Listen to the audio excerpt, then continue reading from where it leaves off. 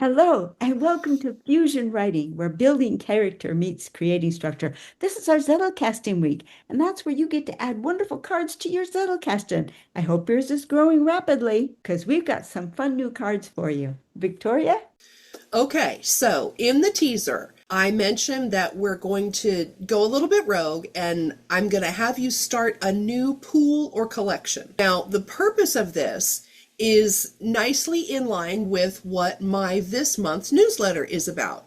This month's newsletter is all about authors and narrators and who is speaking in your story and how to move your reader along through whatever that story is. Well, as I was thinking about what you might do in your Zettelkasten that dovetails nicely, the first thing, of course, that came to mind was using issues of time as a way to do some drafting. Let me break that down and tell you what I mean. Let's pretend that you're writing your story in the present time. So there's nothing happening in another century. We're not doing anything medieval. Your story happens literally today. So what I'm going to have you do is you're going to start with a MasterCard, not a credit card, a Zettelkasten card. Your MasterCard is going to have the year. So you're going to put 2026, and then you're going to put the date, 0515. So that's May 15th. And then you're going to designate a time. So you'll see here, I've designated this one as 0900. What does 0900 mean? Well, it's 9 o'clock in the morning. We're going to use military time for this exercise. So if you just do it this way, this card will be filed under 2026. If, however, maybe you want to tag it to your experience collection and that lives in the 6000s, then you're simply going to prepend this address with whatever number you want it to live under in the 6000s. So just add that number onto the beginning and start your collection there. Now, here's where it gets fun, because what I want you to do is I want you to use the construct of the time in a day in order to think about how could you move a reader through your story using only the time. I'll break it down in this second card. So this card is going to go behind this one because the address is the same, but the number I've given it is 1200. So that's noon, right? Noon comes after 1200 comes after 0900. So this one goes behind your MasterCard. So what might happen at noon in your story? I want you to game out two different options. And you can see this fits nicely on one card, so it's not a lot of information. It's very simple, a couple of ideas here and a couple of ideas here. But what do those ideas say? Well, the first one for 1200, which is high noon, is passive or reflective. What could your character be doing at noon that is a passive or an opportunity for a reflective moment? Well, they could be having lunch. So that's the first entry on my card. Maybe they take a lunch break and that gives them a chance to reflect on something that's happened in the story, or it's just a passive, quiet time in the story. The second thing is maybe they take a walk. That would be another opportunity to have a flashback, a reflection. They're trying to solve some kind of problem they're thinking about as the character in the story. Whatever you want to do, doesn't matter to me. But your goal is to choose a couple of passive or reflective quiet activities that could be happening at noon. Now, let's flip that on the other side. Let's choose some activities or things that are active or that are plot moving. The first one I listed that could happen at noon on this day in your character's life is, what if they have a fight with their boss? Whoo, bombs are blowing up there. Things are going to be happening. Maybe it's a heated argument. You may show the argument. Maybe you just show the aftermath. That's entirely up to you to plot it out. But think of something active that could be happening at that noontime hour. The second item that I listed on my card as a possible thing is, what if they're in a car wreck? What if they're driving and blammo, they have an accident? That's another plot moving thing. That could be a major plot beat or a plot point. It's up to you to write it. But you get the gist of the idea. Just choose some points in time in your story and brainstorm for yourself some things that could be going on during those hours. Now, my eagle-eyed viewers might have tripped to the fact that this also dovetails with the course that I'm writing that's coming up called Timebox Tools. Timebox Tools is all about this very concept of timing out your story elements so that everything lines up nicely.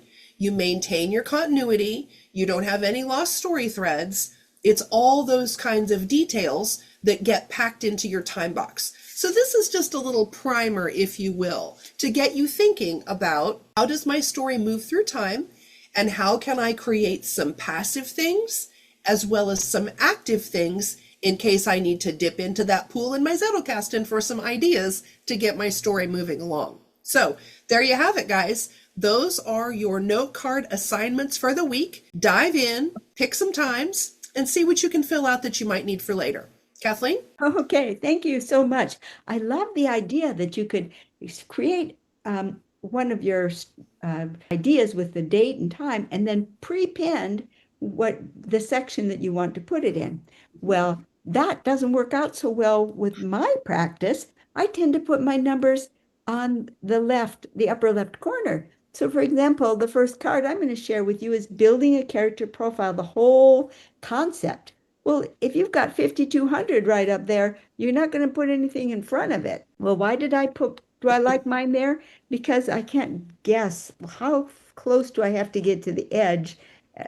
If my numbers get long, I'd be writing down the side of, that one where they say plan ahead.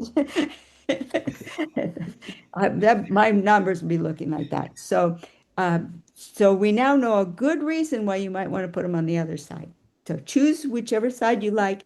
I actually have some in each place, so I tend to go by streaks. These are all on the upper left. Okay, so we're talking about, well, where are you going to put things about that we're learning about the character traits entirely in your system. So we created for those of you who joined and wanted this, the Zettelkasten categories for character traits, where I supplied for each of the character trait groups a category number for each character. But what I didn't explain is, why does it start at 5,220? Well, 5,000 is applied science, and 5,200 is where I put, in my Zettelkasten, where I put all of the stuff that I have about characters and tracking character definitions and character profiles. All come under 5,200 in my system.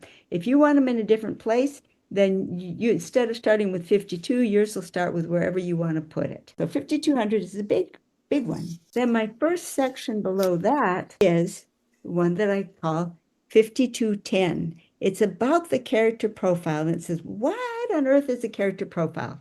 We often start our second week on a lesson by saying, well, now we're going to talk about the positions on the character profile diagram. And I gesture this big circle. Well, a character profile is a circle. And you put the character profile positions in different locations on that circle. Pinnacle on the top, a base on the bottom, rudder on the sides, wings up here, anchor down there. You can see they're like positions on a circle.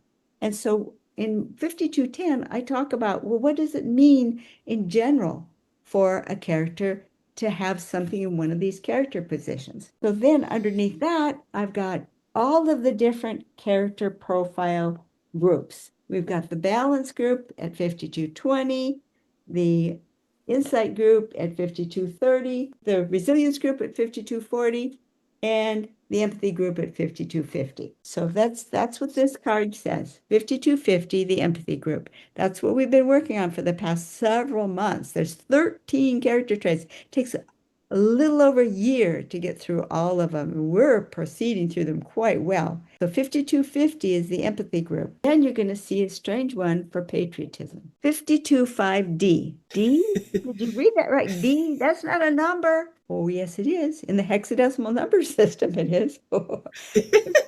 There are 13 character traits. What do you do when you get past 9? Are you going to put 52510? No, I put 525A, 5B, 5C, and 5D. This one is 525D. I switched the letters of the alphabet so it can stay 4 character positions. And that's where I put my patriotism.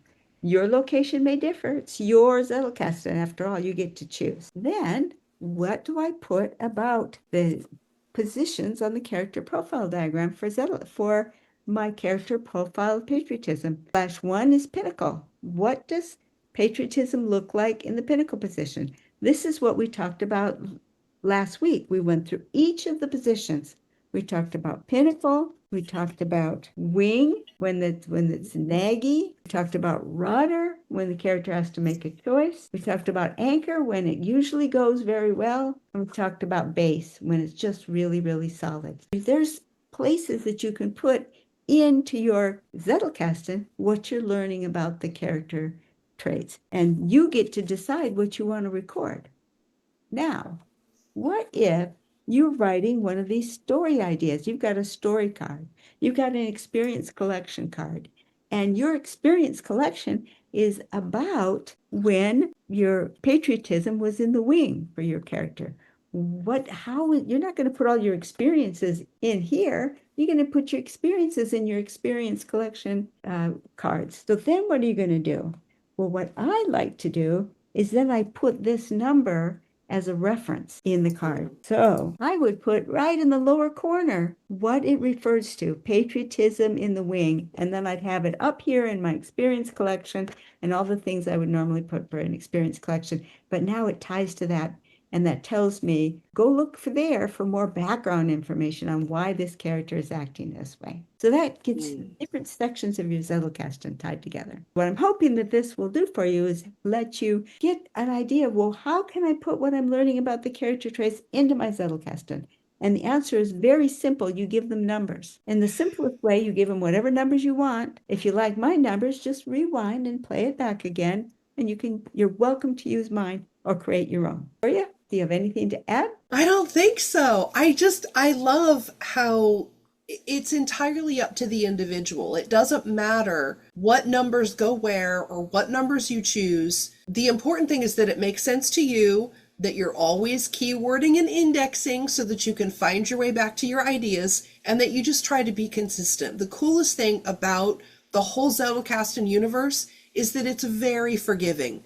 So don't be afraid, don't hesitate, dive in, make mistakes, and figure it out as you go, because you'll never regret getting started and getting down the road. You will regret when you have piles and piles of note cards that are not organized and heckle you from the sideboard every day. So do your organizing, be consistent, and don't be afraid of mistakes.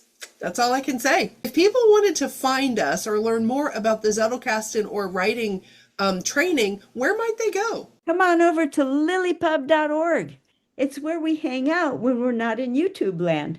In LiLLiPub.org, we have Fusion Writing, where you can post your writing assignments. Next week is writing week, after all. And you can come join us on our Saturday Zoom calls and have your writing critiqued and wonderful suggestions added. LiLLiPub is only $8 a month. Can you think of any place on planet Earth where you can get writing lessons for $8 a month? Nowhere else. So come on over to LiLLiPub.org. See you there. Bye-bye.